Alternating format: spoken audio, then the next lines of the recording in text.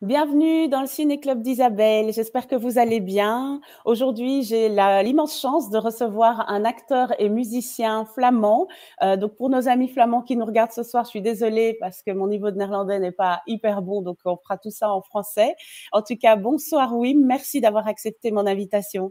Bonsoir Isabelle. Oh, je suis trop content que je peux papoter un petit peu avec toi.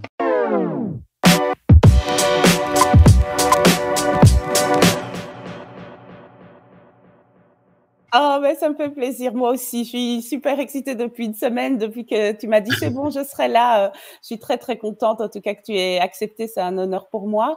Mais on Et se connaît déjà quelques temps, comme ça. voilà, On sait- exactement. Mais oui, parce que de toute façon, tous les invités que je reçois pour le moment, ce sont des gens que je connais déjà depuis un certain temps et que j'apprécie beaucoup. Et donc, c'était pour moi important aussi de te recevoir. Je tiens à remercier toutes les personnes qui nous regardent et qui nous regarderont après dans le replay. J'espère que cette conversation vous plaira. On va aborder plein de sujets. Parce que Wim a une carrière une grande carrière très riche avec plein d'expériences dans différents domaines. Donc voilà, on va aborder tout ça. Donc pour commencer, comment vas-tu? Bon, Abaya, pour le moment, c'est une question. Quand tu le poses à quelqu'un, où tu commences, parler une heure et parler de ah merde, c'est quelle situation on est dedans. Mais moi, je dis, bon, ça va. Bon, Oui, ça va, oui, oui, je tiens. Le Covid m'a donné des cadeaux. voilà. Oui, il m'a donné le confinement m'a donné parce que déjà toute ma vie, je suis assis sur mon talent. J'ai Oui, reçu un grand talent. J'ai payé quand j'étais jeune, hein, mais oui. comme ça, j'ai un grand talent et j'étais toujours assis là-dessus. Et maintenant, j'ai commencé à bosser. Et ça, c'est incroyable. Que moi j'écris un scénario de série. Je suis déjà au 5e épisode. Oui. C'est de fou, c'est de fou. Moi, le grand feignant, tu sais. Ben non, quand on voit ton CV, on dirait pas du tout, hein. Ben non, mais c'est toujours travailler avec quelqu'un. Oui, Quelqu'un me demande et puis je me donne 200%. voilà. 200%. Mais donc tu n'es pas un fainéant. Mais pour moi, c'est pas travailler, c'est jouer. Oui, c'est ça, c'est ta passion et donc du coup, t'as pas l'impression de bosser, quoi. Non, non, je dois faire attention que je dis à mes enfants que papa va bosser et pas papa va jouer ce soir. Non, non, je vais bosser. Oui, Mais je joue ils ne comme te un croient fou. pas. Parfois, c'est dur, parfois, c'est dehors, il fait froid, tu es tout mouillé. Il y a quand tu as la pluie dans le cinéma, ce sont les pompiers, parfois, qui sont là. Et là, les gouttes, ça n'existe pas. En vraie vie, il y a une pluie comme ça.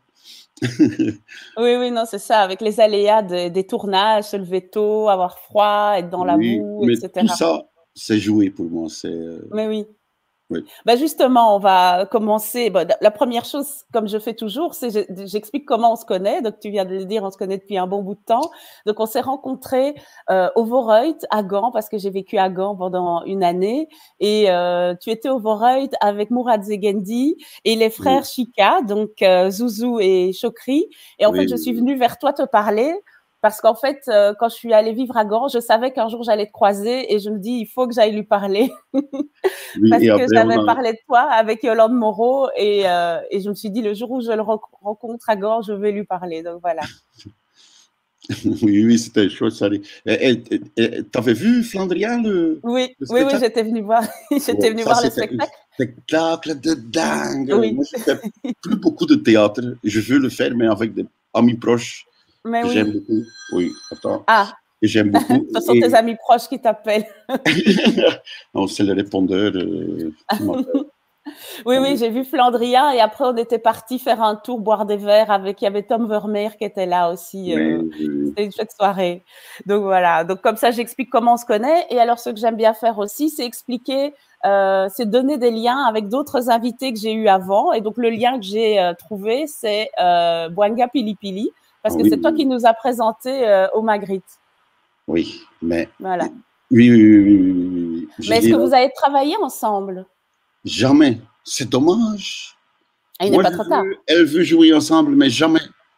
Et moi, je crois, et ça c'est déjà souvent, ça c'est déjà souvent passé, c'est quand on le dit, ça se passe. Ah, Avec, Maintenant, je le dis encore une fois. Moi, je voudrais bien être dans un joli long métrage avec la belle mademoiselle Pili Pili. Ah ben voilà, le Je message est voudrais bien. envoyé, l'univers va le recevoir et ça va Voilà. se matérialiser. Oui, oui, Bon ben oui. c'est super, mais de toute façon, comme tu t'es mis à écrire, tout est possible maintenant. Ah oui, oui, oui, oui, oui, oui, oui, oui, oui. Oui, mais c'est l'histoire que j'ai écrite, c'est d'un bourgmestre ici à la côte. Et Oui. il a, comment j'allais dire le mot tout niqué, mais euh, il a vraiment, il a arnaqué des gens, il a Aïe. de l'argent, de l'argent, de l'argent. Et il était puni pour ça. Il devait aller, je crois, 9 mois en prison. Et avant qu'il allait en prison, il dit, oh, pour l'argent que j'ai encore, 9 mois en prison, ça me va. En 9 mois, Ce salut. sera une série à propos de ça. Oui, oui, oui, mais à propos de ça, parce que oh, c'est toute une histoire. Ah, Ce bourgmestre, il y a déjà longtemps, mais ce bourgmestre a écrit une lettre à mon beau-père qui habitait à La Panne. C'était à La Panne que ça se passait. Et il avait un resto-café là-bas. Et il était dans l'opposition de quelque chose de nature, des dunes qu'on allait prendre rasé. du réserve naturelle, Ah pour oui. mettre des bâtiments, tu sais. Et mon beau-père, il était dans l'opposition. Et qu'est-ce que le bourgmestre a fait? Il est allé aux brasseries. Et tous les restos, tous les cafés, ils ont des contrats avec une brasserie. Et tu ne peux que servir quelque chose à boire de cette brasserie. Alors le bourgmestre est allé aux brasseries, il a dit, tu ne donnes plus à boire à ce resto-là, hein, à ce café. Oh. Et mon beau-père, il a dû prendre ses valises. Oh zut. Ses 2 enfants, dont une fille qui avait pas même un an, c'était ma femme. Ah oui, Oui. Et ils sont repartis. d'accord. Ça, c'est la politique. Oui, oui, c'est tragique, hein. Ah, Oh là là. ça va être très Oui, drôle et très triste en même en temps. même Mais ça temps, va être oui, très drôle. Je ne vais pas juger les gens, mais je veux montrer les choses. oui. Oui. Bon, ben, on se réjouit de voir le résultat. En tout cas, c'est Mais effectivement une histoire très intéressante. qui est sûr, ça va être belge. Oui, Oui. Avec les deux langues, les deux oui. comédiens, des comédiens. Aussi en Flandre, il y a quelque part une sorte d'école dans le cinéma, dans l'école anversoise, et puis l'école bruxelloise, qui est très ouverte, et puis l'école gantoise. Ah oui. Tu Ben sais, justement, on va parler de pour moi, l'école. je prends de toutes les écoles. Je vais prendre Oui. des bons potes anversois aussi. Ben Ça va être justement, à propos de ça l'école, doit être belge. tu as étudié au studio Herman Terling à Oui, Anvers. oui. Alors, comment ça s'est passé pour toi, les études? Oh. Mais je suis un fou, hein.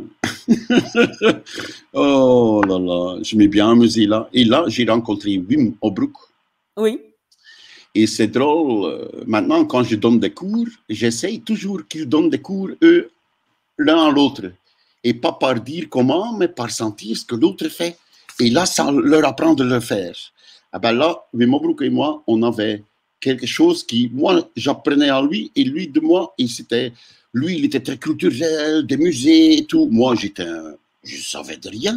Je savais de rien. Je n'avais jamais vu du ballet ou de danse moderne ou un musée. Non, non, ici à la côte, c'était. Maintenant, il y a un petit peu de choses à faire, mais dans le temps, quand moi j'étais jeune, il n'y avait rien, j'avais pas de culture. Et oui. Tu comme es ça, né à Nieuport, hein, c'est ça? C'est là que tu as oui, grandi? oui, oui, oui. Et je suis retourné. Oui, tu vis à Oui, Nieuport. oui, oui, oui, c'est trop Ah, bon, c'est trop trop bien. bon. Oui. Mais alors, comment est-ce que tu as décidé de devenir comédien? À quel âge est-ce que tu as senti que c'était quelque chose pour toi? Oh.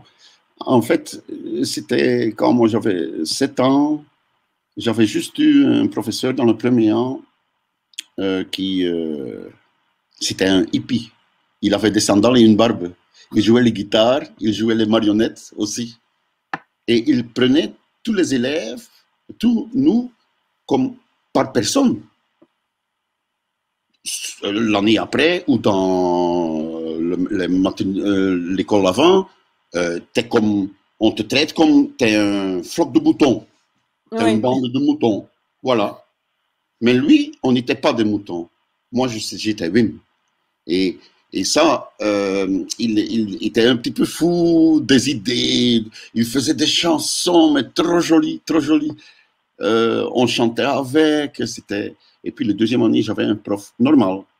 J'étais de nouveau avec tous mes autres moutons. Oui. Je dis, c'est pas possible. Et comme enfant, j'ai décidé de faire le fou. Oui. De faire un petit peu d'amusement. Et ça doit être subtil parce que je dois essayer que le prof, il rigole aussi. Il ne me punit pas. Mais là, j'étais beaucoup puni. C'était très, très difficile étude que je faisais à un âge de 8, 9, 10 ans. J'étais le fou. Je faisais tout le monde rire. Oui. Et le moment que je suis entré dans l'école de théâtre, parce que d'abord j'ai fait les études de droit, parce que oui, je venais de nul, hein. Je n'avais pas de culture, je ne savais pas ce que c'était le théâtre. Alors je n'y pas et je suis allé faire le droit, mais c'était plutôt la fête. Hein. Et là, un pote de moi, la deuxième fois que je faisais le premier an de droit, il y a un pote de moi qui vient et il me dit, allez, va à l'école de théâtre et toi, tu vas plus jamais devoir étudier. Et il avait raison. Je l'ai fait. Et quand je venais à l'école de théâtre, tout le monde faisait le fou. Et moi, j'étais, oh, je ne dois plus faire le fou. Oh, mais ça fait du bien. Oui. Et qu'est-ce que ta famille a dit quand tu t'es inscrit à l'école de théâtre? Oh, je viens de loin, alors mes parents viennent encore de beaucoup plus loin. Tu sais, un instituteur, institutrice, moi j'étais le plus jeune. Je dis toujours, quand les mamans de mes potes, c'était les années du monokini, quand moi j'avais 12, 13 ans. Et les mamans de mes potes, ils étaient en monokini. Et maman, elles avaient avec des machins qui étaient préformés. Oui. Ça du tout, ça du tout. Tu sais. Tu n'avais pas une maman comme les autres mamans. Et ça a duré, en fait, jusque j'ai fait une série qui a cartonné en Flandre, très populaire, que je n'avais pas calculé, que c'était pour le chaîne populaire. Je pensais que, parce que ça parlait des drogues, je pensais que c'était pour le chaîne. Adrian Quick? Ah non, c'était pour le premier chaîne. Et ça, là, mon personnage, je suis... pour le reste de ma vie, ils vont me lier avec ça. Quand je suis mort, ils vont dire dans le journal Wim Mullard de Eigenquick est mort. Ils vont montrer le scène le plus cliché où je dis shit of mouse. Ça, c'est le mot que j'ai entendu trop dans ma vie. Ah bah oui. Oui, ben on va en parler, hein, on va en parler parce que cette série, évidemment, moi, je l'ai découverte quand je vivais à Gand parce que je prenais des cours de néerlandais, des cours du soir. Et dans ma classe, il y avait un étudiant anglais qui m'a dit, tu dois regarder cette série. Et j'ai regardé. Et alors, à l'époque, je mettais le télétexte parce qu'évidemment, je comprenais rien. Et donc, mais j'ai adoré, même si je comprenais pas tout, j'ai adoré. Je me suis dit, mais cette série, il faut qu'on la passe sur la RTB sous-titrée en français. Ça cartonnerait, mais bon, ça n'a pas été fait. Heureusement, Netflix a repris cette série et donc beaucoup plus de gens ont pu la regarder. Mais c'est vrai que c'est une série incroyable et bon, pour nous, en plus, francophone, enfin du côté de Bruxelles francophone et de la Wallonie, on connaît pas les comédiens flamands. C'est aussi pour ça que je suis très contente de te recevoir ce soir, parce que du coup, pour vous, dans cette série, c'est plein de stars en fait. C'est des gens que tout le monde connaît depuis toujours. Oui. Mais nous pas. Et donc, c'est vrai que découvrir cette série, c'est génial, quoi. Bah, des stars, c'était tous des comédiens qui sont quand même un petit peu spéciaux. Parfois, je pensais, comment ils ont osé de faire ça? Mais ce sont des comédiens spéciaux. Oui. Et ça, c'était... Tu sais, tu as des comédiens qui savent tout jouer, blablabla, mais tu as toujours... Moi aussi, tu me vois toujours. Même quand j'ai eu un autre moustache, mais tu me crois. Ça, c'est l'essentiel. Tu me crois. Oui. Voilà. Mais oui. Et donc, dans cette série, il y en a un, je vais poser mes questions complètement dans le désordre, hein, mais il y a un comédien avec qui tu as beaucoup joué aussi, c'est Sébastien De Waal. Oui. J'imagine que c'est un pote à toi dans la vraie vie. Oui, c'est un frère. C'est un frère. Oui. Mourazi Gandhi est aussi un frère de moi. Mais Sébastien, j'ai fait connaissance avec lui, je crois qu'il y a 15 ans ou quelque chose.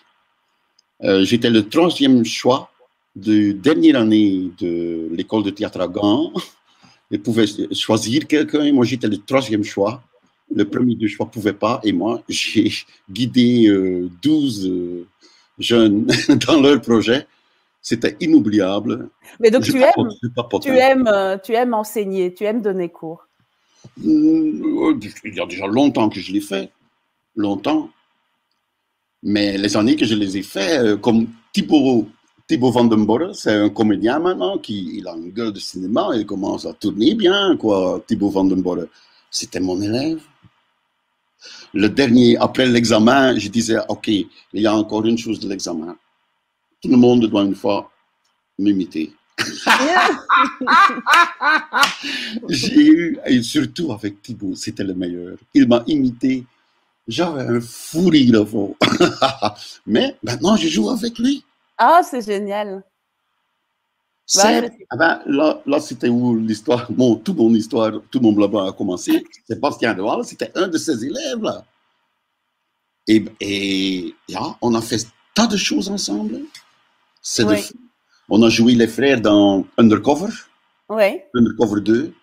Et là, c'était très sérieux. Hein? Et on l'a fait, hein, parce que, wow, je le sentais déjà en faisant. Je dis, wow, Undercover 1 est très bien, mais Undercover 2, wow, ça va être top de top. Et c'était comme ça. Oh, c'était bon tournage.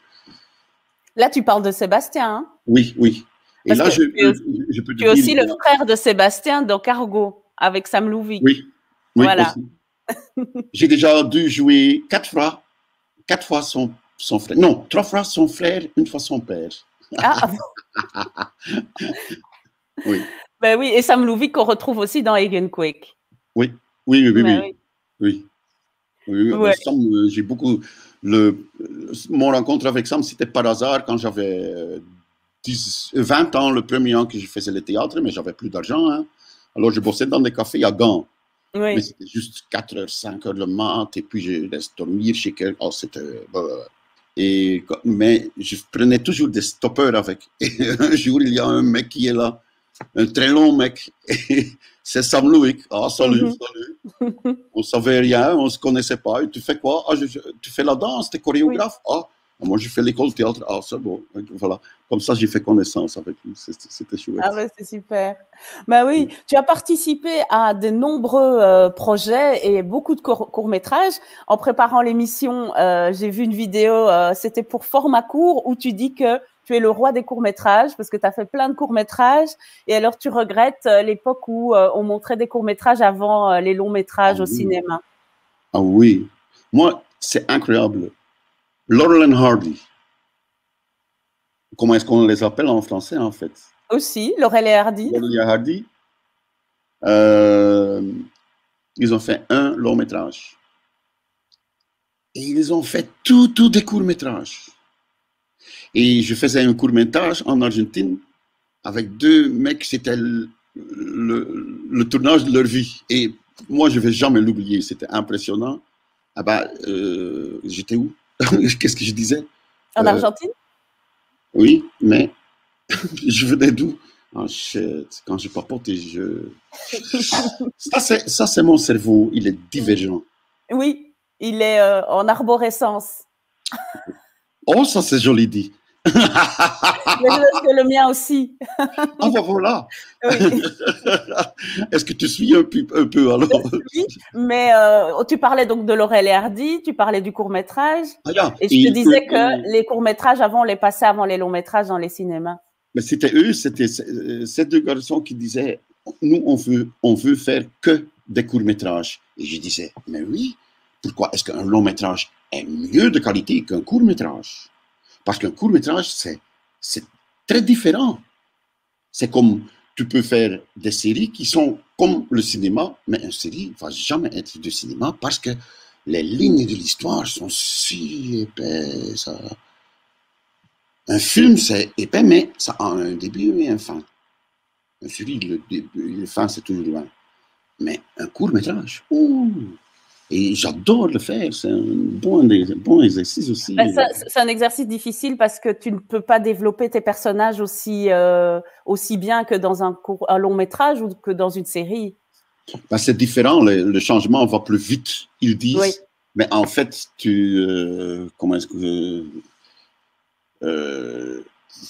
dans le découpage, bah, dans ton fantasie, tu évolues très lentement, mais en fait, c'est très vite que tu peux le faire. Mais quelque part, le changement, c'est calculé, c'est pas le mot, mais les types savent ce qui se passe entre des scènes. Mais oui. Et d'ailleurs, justement, tu en as fait plein, hein, comme on a dit, mais j'avais envie quand même de citer Solorex et Vita de François Bierry. Oui. Dans les deux, il y a Sophia Lebout, que j'adore, que j'ai rencontrée il y a longtemps quand je travaillais au Varia. Et donc, j'ai regardé Solorex cet après-midi parce qu'il est sur YouTube. Et Vita, je l'avais vu lors d'un festival, je pense, de court-métrage, et c'est génial, évidemment. Et donc voilà, ce garçon a beaucoup de talent. Donc, comment ça s'est passé pour toi, l'expérience avec François Bierry? Ben, c'est de fou. On a même une nouvelle expérience. En Covid, je crois que c'était en juin, sud de France, qui était orange, pas rouge. Hein? Il faisait un festival de court-métrage, mais le truc, c'était, on devait tout faire. On avait 4 jours. Et il t'aidait à le faire, mais on devait faire un court-métrage. Et François Bierry, ok, j'arrive. Il avait pris moi avec son arme secrète, quoi. Et on a fait le court-métrage et on a tout gagné. Ah, trop bien. Et on pourra le voir quand? Avec le Covid, je sais pas. Il va encore le mettre dans... Peut-être faire un nouveau montage encore, hein, parce que ça devait aller très vite. Hein. Bon, on se réjouit en tout cas de le voir. J'attends son long métrage. Quand même, c'est 2. Et maintenant, le 3e que j'ai fait, c'est aussi 2 fous. Oui. Il a un talent. Hein, maintenant, je suis trop curieux pour son long métrage. Bah oui, c'est génial. Justement, on va parler de long métrage. Donc, je cite des noms, mais après, on peut développer. Donc, il y a Offline de Peter Mansart avec Mourad Zegendi, notamment. Il y a Quand la mer monte, on va en parler, de Yolande Moreau et Gilles Porte. Henri, toujours de Yolande Moreau, pour lequel tu as eu le Magritte de la meilleure musique en 2015. J'étais nominée. Ah, tu étais nominée, tu n'as pas eu le Magritte? Oh, non, pardon, j'aurais dû l'avoir. Non, mais allez. Alors, il y a Je suis mort, mais j'ai des amis de Stéphane et Guillaume Malandrin, avec Bouli Lanners, Serge Yaboukine, Lies Salem. Et là, tu as eu le Magritte, alors, du meilleur acteur. Je ne l'avais pas entendu, hein. Ma copine était avec et elle dit, c'est un comédie. Et en fait, ton rôle, c'est un second rôle.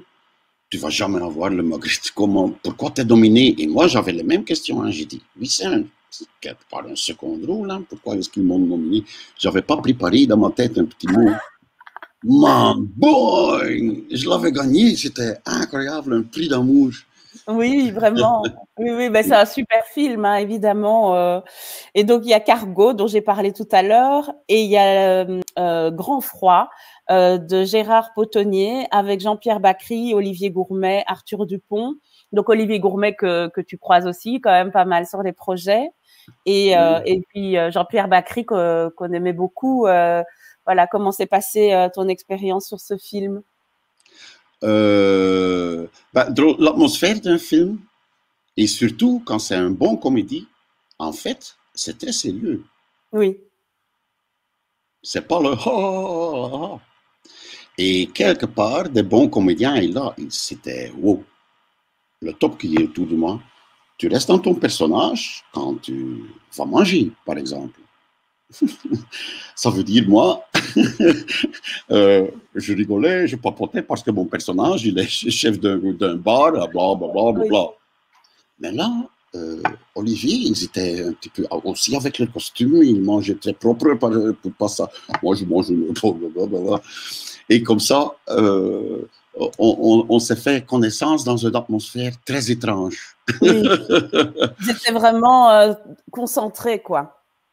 Oui, est-ce que c'est concentré? Non, c'est quelque chose de subtil. En Flandre, je suis flamand connu. Hein, tout le monde, selfie. Je fais undercover. Oui. Mais c'était une scène où je devais faire une bataille, mais lâche. J'étais un lâche, vraiment lâche. J'ai mis le couteau dans le dos, façon de dire, dans cette bataille. Alors, on fait l'exercice avec le stunt coordinator. Et ça, en fait, c'est comme une danse, un petit peu. Mais c'est une danse. C'est sous contrôle, quoi. Et puis le figurant vient, et puis tu le fais, mais tu le fais encore comme les gens avant qu'ils font le free jump from des exercices, tu le fais comme exercice. Hein. Et puis, deux caméras. Avant, les gens, ils papotaient avec moi, tout des selfies, des selfies, des selfies, des selfies. Et puis, je fais les scènes. Et je dois dire, wow. J'ai aussi laissé mon inconscience. Je tapais sur le mec d'une façon qui n'était pas beau. Vraiment très laide. Les figurants n'ont pas dû jouer. Ils étaient tous affrontés. Ils avaient oublié que c'était du cinéma. Même si c'était si fort que la musique allait encore. Et après que je l'avais fait, c'était pas dans le texte, rien. La musique avait arrêté. Et moi, je disais, commence la musique. Et j'étais furieux. Et les gens, personne, mais de tous ces figurants, de tout le tournage, ils n'ont plus demandé des selfies. Et non, tu sais quoi faire quand on a marre. Ça, c'est pas que je deviens ce mec, mais quelque part, tout le monde regarde le moniteur. Alors, si tu es un mauvais, l'équipe, c'est aussi un petit peu, on t'adore ce que tu fais, mais tu es mauvais. Ils ne disent pas ça, mais il y a une sorte de distance. Ça vit sa vie. Dans des bons tournages. Ce n'est pas tous les tournages que ça marche comme ça. Alors, as-tu envie de parler de ton expérience sur, justement, Quand la mer monte avec Yolande Moreau? C'était il y a longtemps, mais c'est un si beau film. Il y a longtemps. Mais là aussi, Yolande, c'est ma sœur. Mais oui, j'allais le dire. on s'appelle, on se suit. Moi, j'y vais en Normandie. Elle habite 4-5 fois par an. C'est trop chouette là chez elle. Et son homme, Yves, je l'adore aussi. Je suis là. C'est trop chouette. Ouais. Donc, c'est une belle rencontre, quoi. C'est vraiment une personne qui compte beaucoup dans ta vie. Oui, ouais. Oui. Ah, ben, c'est super. Y a-t-il un autre souvenir que tu as envie de nous raconter d'un long métrage ou d'un court métrage ou autre, ce que tu veux nous dire? Ah, je veux raconter une chose sur le film de Yann Decroix. Oui, ben oui, on allait en parler. Oui. Mais vas-y. Oui.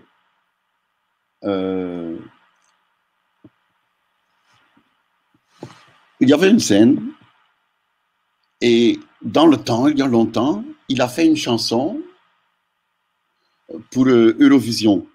Ah bon? Mais il n'a même pas passé la présélection. Ah, d'accord. Et moi, je dois dire honnêtement, c'est normal. C'était pas bon. Mais c'était fou. Oui. Et moi, je devais faire lip sync, faire le clip pour ça, sur un podium avec des filles. Tu sais. Et je me prépare. Et c'était un moment dans ma vie que j'étais pas trop heureux. Je vais pas dire pourquoi. C'était un petit peu dur. Alors, en dehors du tournage, quand je jouais, j'étais comme un hérisson. Alors, Yann, il vient et il me dit, mais c'était bien pour l'euro que j'étais hérisson. Hein? Et Yann, il vient avant cette scène, il dit, peut-être je vais donner quelques avis. Et je dis, maintenant, pas. Je vais d'abord le faire. Je crois que je suis bien concentré. Maintenant, je vais le faire. Et puis, tu me dis des choses, et puis je le refais. Ah, d'accord, je dis, d'accord, ok.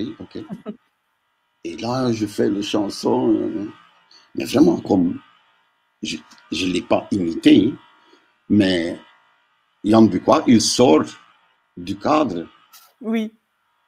Tu peux le mettre dans un décor, dans un joli show, interview. Ah ben, quand Yann Decroix était là, tu vas savoir que c'est fait en carton, que c'était dans un studio que c'est tout. Il sort du cadre. Alors, mais oui. Je connais ce sentiment et Et je fais ce clip et son chef-op, Michel, qui a 80 ans, qui a fait tous les longs métrages de Yann Bucois, s'était coupé et là, il était rouge d'un fou rire. Il disait tout le temps, mais t'es pas Yann Bucois, mais j'ai vu Yann Bucois, mais t'es pas Yann Bucois. Il n'arrêtait pas, soit. Mais 5 minutes plus tard, Yann Bucois, il vient tout proche de moi et il me dit, est-ce que j'ai fait vraiment des choses comme ça? Et ça, c'était si chouette. J'ai fait connaissance avec Yann Bucois d'une façon très intime. Oui. Et une sorte de... Je ne lui ai pas imité, hein, c'est ridicule ça. Mais j'ai cherché le Yann Bucois dans moi. Oui. Je l'ai déjà suivi le moment qu'il était dans le journal, qu'il avait son musée de slip à Harelbeek, à la Flandre l'Ouest profond. Et c'était dans le journal parce que la sécurité d'État était là pour le fermer et pour prendre le cadre où était le slip de Fabiola. Oui, c'est ça. Et là, c'est un artiste, hein, ça c'est une œuvre, que la sécurité d'État était là. Et qu'ils ont dit que ça c'est le chef-d'œuvre. Comme ça, tu montres l'humour de l'État. Oui, aussi, c'est ça, exactement. Comment ils sont ouverts pour l'humour. Hein? Mais quand on regarde sur Wikipédia et qu'on lit Yann Bucois, il est mis surréaliste et situationniste. Donc, c'est un peu ce que tu décris là. Oui, hein. Et puis, comme tu dis, il sort du cadre. C'est quelqu'un qu'on ne peut pas mettre dans une boîte, quoi. On ne peut pas l'enfermer dans un stéréotype, dans un cliché. Toi non plus, en fait. Hein. Bon, moi je suis plus gentil. Hein. Lui, il peut se perdre. Hein. C'est vrai. Mais donc, on va quand même citer le nom du film. Hein. Ça s'appelle La dernière tentation des Belges. Oui. Et donc, tu joues un personnage qui s'appelle Yann Bucois. Voilà. Oui. Je suis Yann Bucois. Tu es Yann. Donc, la boucle est bouclée, quoi. Oui. La chose que je dis aussi sur le tournage, c'est qu'il est flamand de l'Ouest. Oui. Aussi. Nous, on parle un dialecte que même les gens qui comprennent le néerlandais, ils ne comprennent pas notre dialecte. Hein. Et comme ça, nous, on avait tout le tournage. Lui et moi, on était connectés par notre dialecte. Mais oui, mais c'est un peu aussi le propos de la série Eigenquake, en fait. Hein. Vous parliez aussi.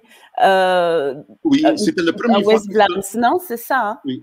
Et tu avais le dialecte anversois qui était admis sur la télé. Le dialecte d'Antois, c'était admis. Mais le flamand de l'Ouest, jamais. Oui. Et ça a duré longtemps. Et donc, vous avez un peu tapé du poing sur la table, non, pour faire admettre ça. Oui. Et comment? C'était de fou. On avait plus de spectateurs que le championnat de football du monde de l'année, je ne sais pas quoi. Mais oui, fou. Parce que finalement, les directeurs de chaîne, parfois, ils disent oui, mais le public n'est pas prêt, c'est pas ce qu'on demande. Mais en fait, c'est ça que les gens demandent, en fait. Les gens voulaient ça. Ah bah, les gens étaient prêts. Non, c'est aussi, ça va aussi avec... Okay. Là, c'est... Bonne question, et là, je pars dans mon cerveau. Oh. Pose encore une fois la question. Non, mais je dis que finalement, vous avez insisté pour faire ça dans en West Vlaams, et finalement, ça a marché parce que le public voulait ça, il était content, et il s'est dit, super, enfin, quelque chose de ben, on existe, hein. Tu sais, on était toujours, les Flamands de l'Ouest, les paysans, là, ils sont pas trop intelligents, là. Tu sais, ça c'est les clichés, hein, ce sont tous des clichés que je dis, tout n'est pas vrai, hein. Mais ça c'était l'image, et comme ça, quand moi je partais de l'école de théâtre, j'ai appris de parler le néerlandais parfait, hein. Dans cette école, sûrement, parce qu'autrement tout passait pas, c'était avec un... Ah oui. C'était pendant 4 ans de leçons pour parler parfaitement. Mais la première fois, j'étais dans une série, je disais, je ne peux pas jouer comme ça. Ah oui. C'est pas réel, c'est pas réel. Et puis, l'anversois, c'est admis, mais alors moi, je dois faire un petit peu les sons anversois, mais c'est pas moi, c'est pas juste, c'est pas juste. Oui. Alors, je faisais les sons flamands de l'Ouest. Parfois, ils étaient... pas trop. Ouais, les gens ne voulaient pas. Ben non, mais moi, j'étais malin. Hein. Moi, je disais de rien. Et je viens sur le tournage, le moment que c'est action, et moi, je parle ça. Et puis, deuxièmement, tu dois parler autrement. Je dis, non, je ne sais pas faire, je le fais comme ça, voilà. Ah, qu'est-ce qu'il doit faire? Appeler un autre comédien. J'étais malin. Hein. Ah oui. Le contrat était signé. Hein. Mais... Mais c'était un petit bataille pour mon dialecte. Oui, tout à fait. Et on a gagné. Mais moi, tu avais aussi Philippe Collier, un chanteur de fou. Vraiment. Il a appris de nouveau à sa peuple de chanter en dialecte. Ah, c'est de fou. Mais c'est pas que je fais que les gens me comprennent. Oui. Je ne suis pas comme que je vais parler le dialecte tout le temps. Non, non, non, non. Mais oui. On va parler de music hall maintenant, que j'ai vu moi au festival du film de comédie de Liège il y a déjà un peu plus d'1 an. Et c'est un film incroyable. On peut dire que c'est un Tarantino belge. Et donc évidemment, donc, je vais quand même citer le nom des réalisateurs. C'est Gaëtan Likens et David Muchenmacher. Oui. Et donc, c'est un film pour lequel tu as le premier rôle et c'est un film complètement déjanté, on peut dire ça. Et ce que je peux dire, c'est que dans la salle, quand j'ai vu le film, il y avait une ambiance de dingue. Les gens étaient morts de rire. Je crois que j'avais plus vu une ambiance comme ça dans une salle de cinéma. Je te crois. Là, je suis trop curieux. Hein, on ne peut pas sortir avec le Covid. Non. Ah, man. La sortie a été repoussée. Donc là, c'est prévu, je pense, pour juin quand même. Hein. Mais ce film, ça peut être boum boum. Ah oui, moi je pense. Il mérite en tout cas, déjà parce qu'il y a un casting de rêve. Hein. Il y a Mourad, encore une fois. Oui. Mais je veux dire, c'est un casting de dingue et l'histoire est juste incroyable. Ils ont mis plusieurs années, hein, je crois, genre 10 ans, non, avant de le concrétiser. Oui, mais c'est aussi c'est une jolie histoire en fait. L'écriture a commencé avec David. Et David, en fait, il était de profession modèle. Beau garçon, hein, beau garçon. Oui, j'ai vu la photo, c'est un beau garçon. Et là, histoire de Nana, et puis il écrit son film, et puis il me rend compte, il dit, c'est l'histoire de Nana, et moi je dû dire à lui, c'est la même chose chez moi pour l'instant, ça va pas bien. Et comme ça, on avait un clic. Et puis, ça, c'est il a bien écrit ce scénar, quoi. Oui, non, c'est super. Gaëtan, c'est aussi un mec incroyable. Il est vendeur de bagnoles. Il a un hôtel au Brésil. Il fait un long métrage. Il a fait une bière qui est trop bonne. Une Pils artisanale. J'adore. Oui. Mais je ne vais pas dire la marque. Je ne peux pas faire publicité. Autrement, c'est Bagarre, hein, ou pas. Bagarre avec qui? Bagarre, c'est la marque de son bière. Ah. C'est Bagarre. Ah, d'accord. Voilà, Bagarre, mais c'est trop bon. Ça, on l'a dit. Bon. Oui. Mais en Bruxelles, ils ont des bons pils artisanaux. Oui. C'est pas le seul. J'adore. Ouais, oui. Voilà. Mais donc voilà, c'était un super tournage, une super expérience. Oui.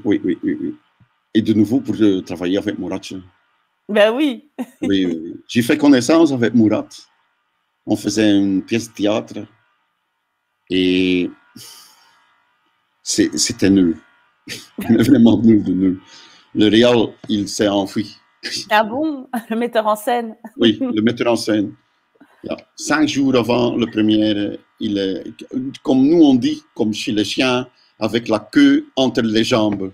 Il était parti et nous on était là. Et dans 5 jours, on avait un...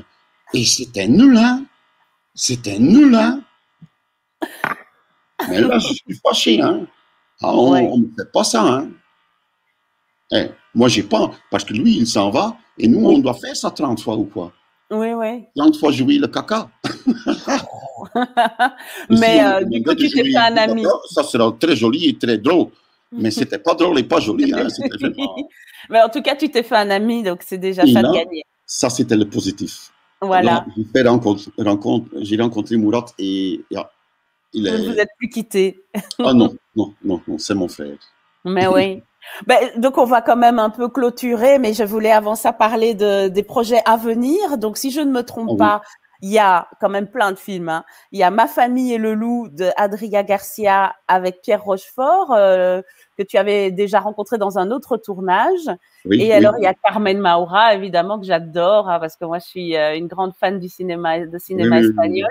Pour moi, Et, c'était aussi parce que moi, j'adore Almodovar. mais Alors, je voilà, la connais de quand elle était tout jeune. Hein. mais oui. J'ai vu tous les films, hein, et puis je peux jouer avec elle, mais c'était trop chouette de le rencontrer. Ah, elle est super. Mais moi, figure-toi que j'ai des vêtements auxquels je donne des noms. Et j'ai une robe Carmen Maura, je l'ai appelée comme ça. C'est une robe turquoise avec des pois blancs. Donc oui, j'adore aussi. Je me dis, c'est super de pouvoir jouer avec elle. Ça a l'air d'être une personne formidable, en plus d'être une super actrice.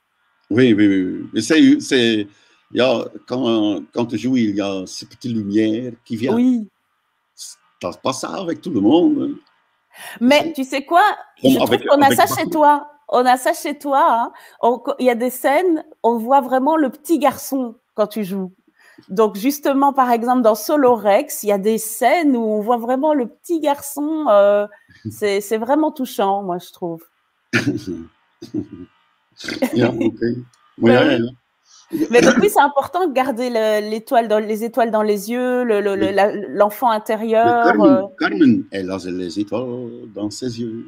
Mm-hmm. Et là, quand ça touche, quand on doit jouer ensemble, oui.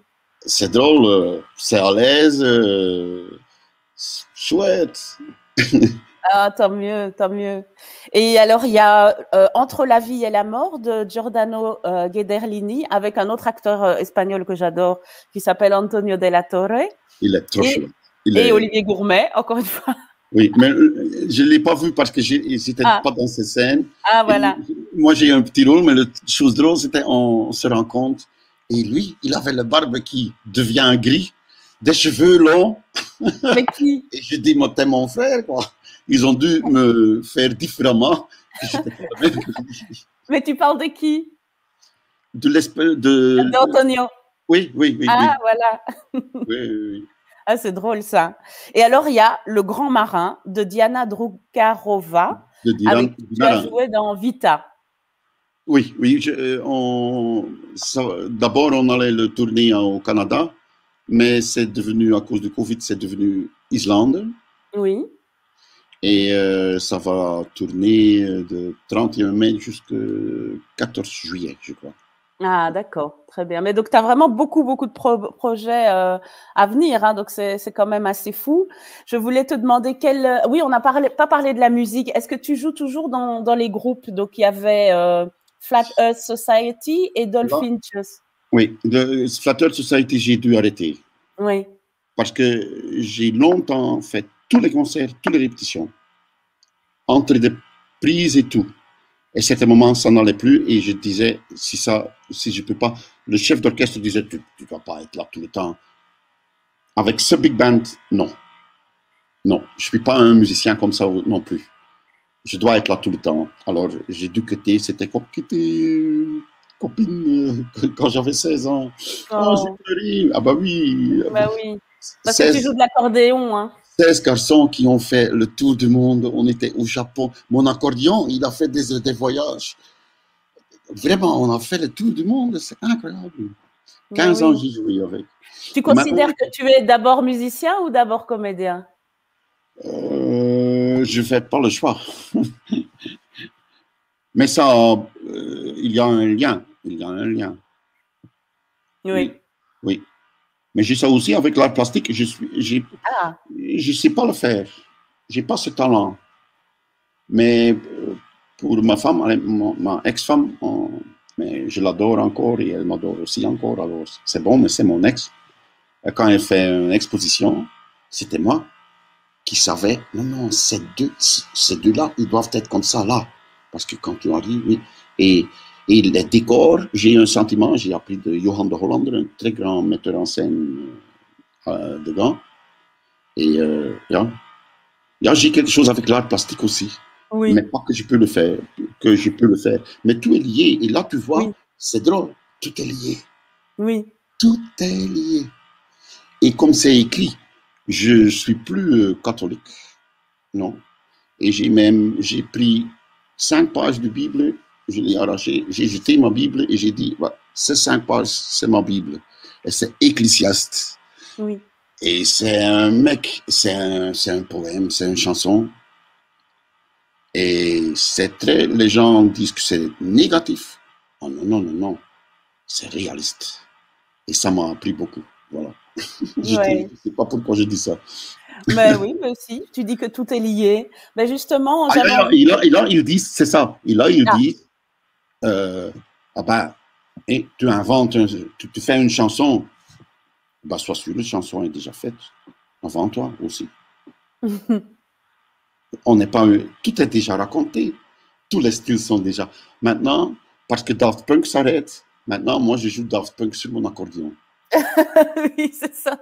Oui. Et moi, je suis sûr, ça va être accordéon, mais les gens vont danser quand je le joue. Oui. Ah, ben on attend ça avec impatience. Moi, tout seul avec l'accordéon. Oui. Tu fais des miracles. C'est lié. Un accordéon et la musique de Daft Punk, c'est lié. Ah, génial. Oh, ben, on serait juste de faire la fête avec toi. Hein. Le rendez-vous est pris. C'est un peu lié, justement. Où puisses-tu ta motivation? Motivation de quoi?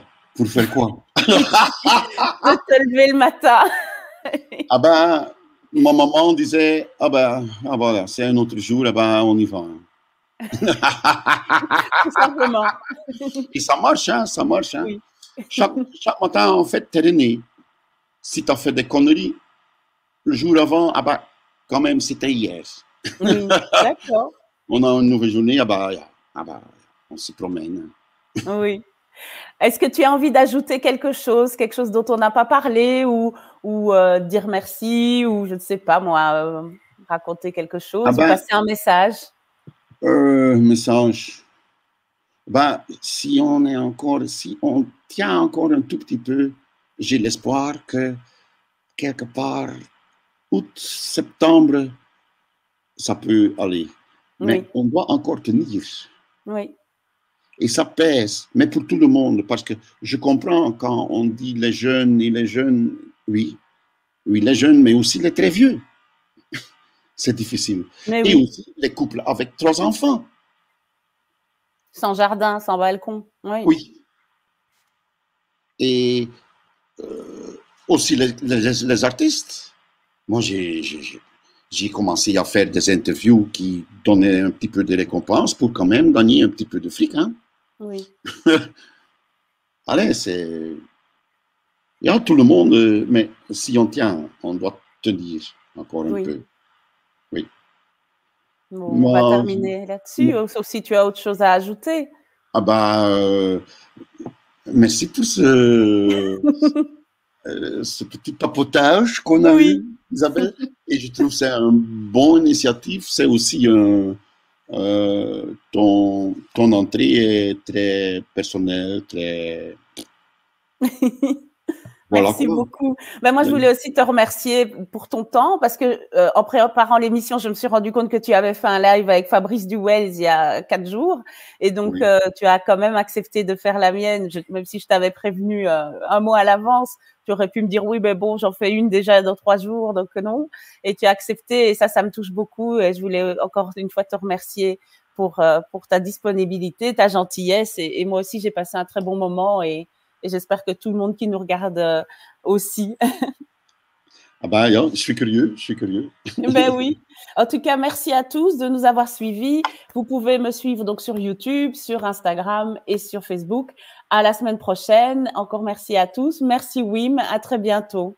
On arrête et on se voit en off. Je vais lire les commentaires de tout le monde. Il y a André Pasquasi qui a laissé plein de messages, qui est un fan de tous mes invités et il est fan de toi aussi. Et tu as le bonjour de Isnel da Silveira aussi. Oui, Isnel. Il y a longtemps mais que oui. Isnel. Mais oui. En tout cas, je fais plein de bisous et à très bientôt tout le monde.